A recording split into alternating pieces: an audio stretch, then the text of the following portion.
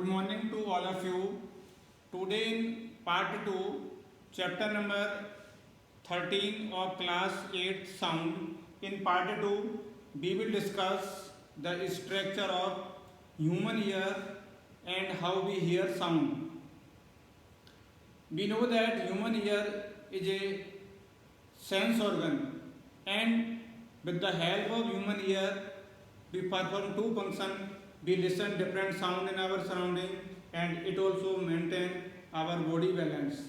First of all, we will discuss the structure of human ear, and then we will discuss how we hear sound. So let us see. In the structure of human ear, it is basically divided into three parts: outer ear, middle ear and inner ear.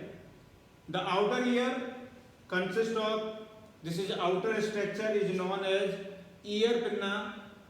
The function of this ear pinna is collect the sound wave and to allow to enter into ear canal.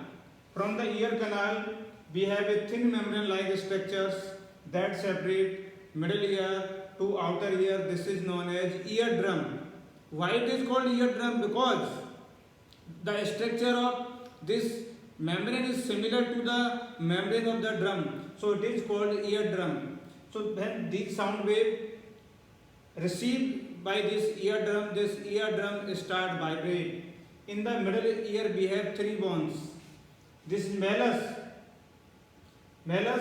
transfer this bone into the incus, and finally is the stapes.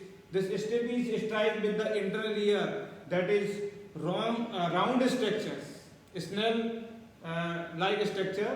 This is known as cochlea. This cochlea has a liquid. When these vibration at high pressure transfer into this liquid start vibrate and generate electrical signal. These electrical signals through auditory nerve supplied to the brain, and brain interprets these signals in the form of sound. Thus we listen sound. So thus the human ear work. Or I also told to you the another function of the human ear is maintaining of the body balance. So this cochlea or this inner ear also maintaining the body balance. Now in next slide we will see some physical properties of sound. These physical properties, first property is amplitude. What is amplitude? What is its unit? What is time period? What is frequency? And how we can measure these different properties of sound. So let us see one. First is amplitude. Amplitude is the maximum disturbance of particles of a medium of a sound wave from their resting position. So the maximum disturbance of particles of a medium or the object from a resting position is known as amplitude.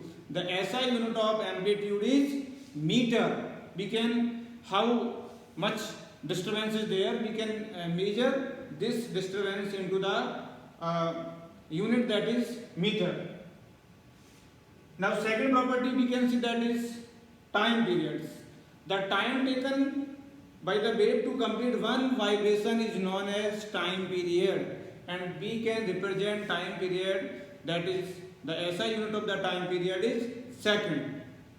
Third, an important property of sound, that is frequency. What is frequency? What are the different units, or how we can measure the frequency? Frequency is the number of vibration complete per second. The number of vibration complete per second is known as frequency. The SI unit of frequency is hertz. It is represented by Hz. Some other unit of frequency is, megahertz, gigahertz.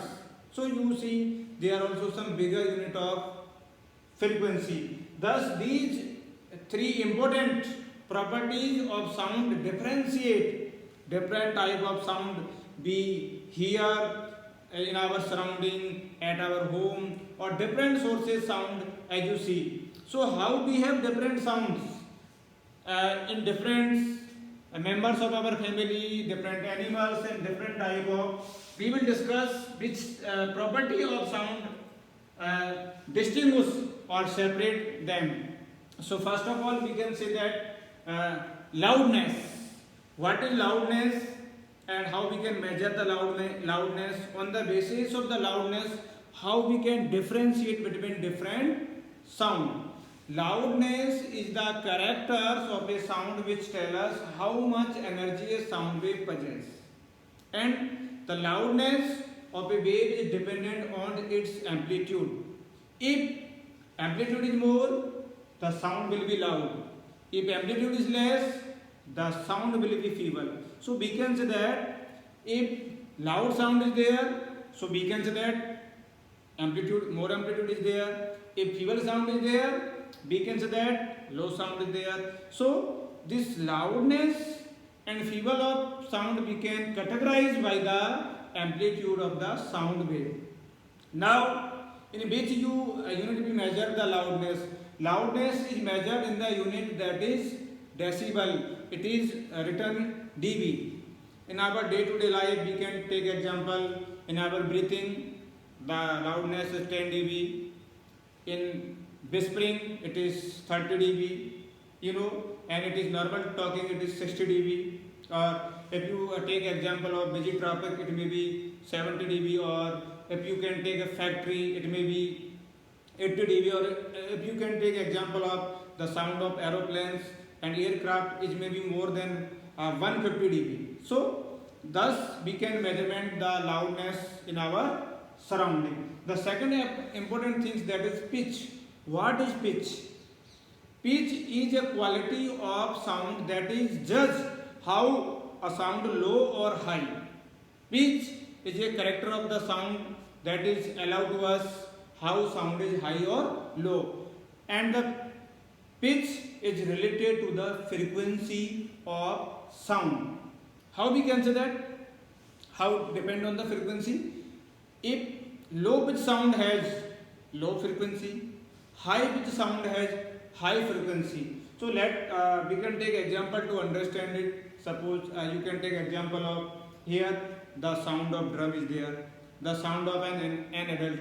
These sound has low pitch, so they are, and also has low frequency. So these are considered low pitch sound. But you can take example of another sound of a baby, sound of a girl, sound of whistle. These sound has high frequency. So these are considered high pitch sound. So thus the pitch distinguishes how the sound is high or low. Or this is the sound of a baby, this is the sound of a girl, this is the sound of a lion, this is the sound of the chirping of the bird, this is the sound of eardrum. So on the basis of amplitude and frequency, we can distinguish different the voices as you see in our surrounding, or children's how listen with different type of sound in our surrounding or interprets. This is the power is mainly identification of our brain. So thank you to all of you. In this video we will complete the part 2. In part 3 we will see the rest part of this chapter. Thank you very much again.